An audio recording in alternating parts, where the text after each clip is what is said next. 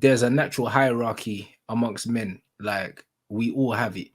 We understand it. It's non-verbal. Do you know what I mean? When Cass walks in, everyone knows Cass is Cass, bro.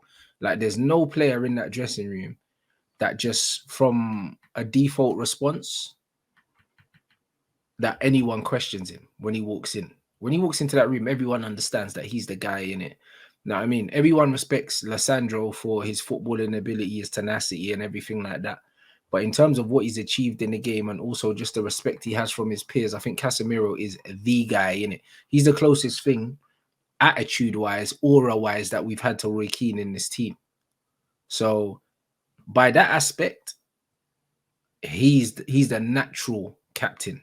However, because Bruno's already had the captaincy and he had it last season, and he hasn't shown that he doesn't deserve it in terms of he hasn't put a foot wrong and done anything where you think we should take it from him because he's done this, I think it just makes sense to keep it, for him to keep it. Yeah, and that's just what it is. Well, I think what it was with me is like when I saw the reports, I knew Bruno would keep it because Bruno was captain last year, and I agree. Like, as in, he didn't really put a foot wrong. Like I've already said, like for me, last year was his best season, and it was his worst season in terms of GA. But for me, like he was quality last year. I think with Casemiro, the only thing that sways me away from giving Casemiro the captain's armband is, bro, those suspensions last year. And the thing is, they're not going to end. Like, he's going to have suspensions this year. It's like, I look at it and I'm like, you want your captain to be the most composed under pressure. Like somebody that can just control himself and control everybody around him. Now, don't get me wrong. Bruno can come across very erratic. Like, Bruno's constantly moaning, constantly all the time, whinging, constantly in the referee's face. I get it. Every footballer does that. I'll be real. Like every captain does that. Yeah, not like him though. Players. Not like him. Not like him. But the thing is, Bruno never ever seems to get like sent off because of it. With Casemiro, I just feel like, bro, like last year, like especially at periods where I was like, sweet, we've gone into this game and Casemiro knows. Like, let's say you're the gaffer. You've told Casemiro right before this game, yo, we're going to Selhurst Park. We've got Crystal Palace, tough away ground, Wednesday evening. Stay calm, stay composed. Don't get booked. Because if you do, you're going to let the team down. And then what? 75th minute, just a stupid challenge, gets himself booked, suspended for the next game. Those types of things, I don't really like them. But to be fair with Casemiro, what I do like about him doing that is that he always puts the team before himself. Like most of the time when he makes these tackles, it's because someone else has fucked up, and he just has to, bro. Like he can't take the chance of us conceding because he just wants to win, innit?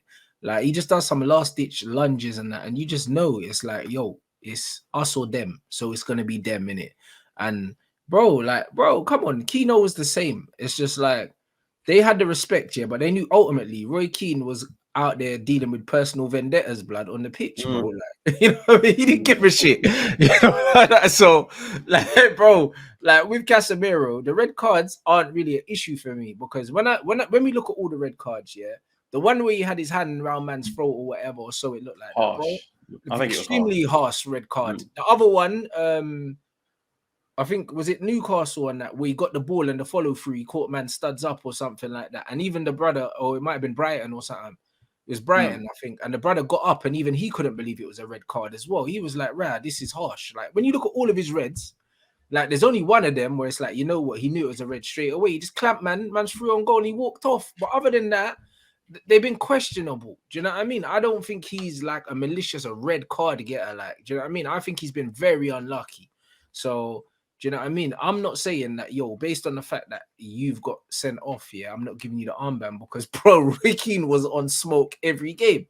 Do you know what I mean? And that kind of gets the players up for it. I think that's a part of the reason why the players respect him as well, because it's like every game's a war for him, blood. Like it's like he's willing to die out there for no reason, bruv. Even when it's not that type of game, like he makes it that type of game. Do you know what I mean? So I just think that with the Bruno situation, he's had the armband already. He hasn't done anything to make a man say, you know what? Yeah, this ain't how captains behave or whatever. Whether you like how he plays or not, like I don't really like the moaning. I don't like the diving around and the stuff like that. I think it's jarring, innit? However, you can probably tell that even though it doesn't it doesn't make him a better player, the armband. It probably gives him a little more confidence. You know what I mean? A little bit more of like a spring in his step.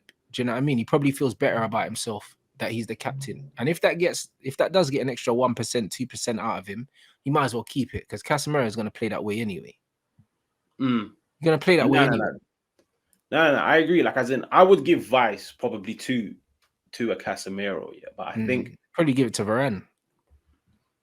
I don't think he would. I think even Ten Hag knows that Varane, when it comes to his injuries, like he's not the most reliable. But to be fair, like if Varane isn't there, I reckon Casemiro will either be number 2 or number 3, shall we say. But the thing that's nice about Casemiro is even without the captain's armband, he still carries himself like a captain. And the thing is, as much as I agree with you to an extent where it's like he goes out there and like he fights for the team, he puts himself first, like he's willing to do anything for the team, like similar to how the Crystal Palace game is.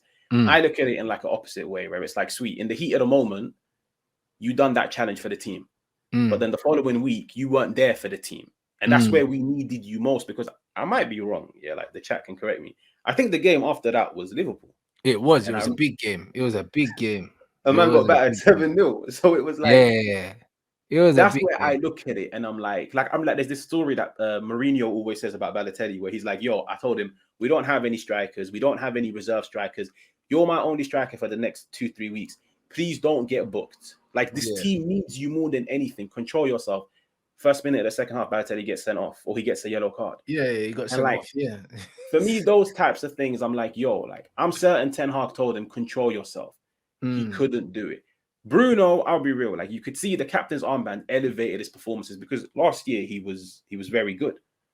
And I think with Bruno, bro, it's like the fact that you could see he gets along with everybody. Like, he gets along with the defenders, he gets along with the midfielders, he gets along with the attackers. I think he was only good because his position got changed. Personally, when Eriksen got injured, it was the best thing that happened to us in terms of Bruno's performances. Because when he played deeper in that 8 position, he stopped being less direct and being less rash and started to kind of just keep the ball better.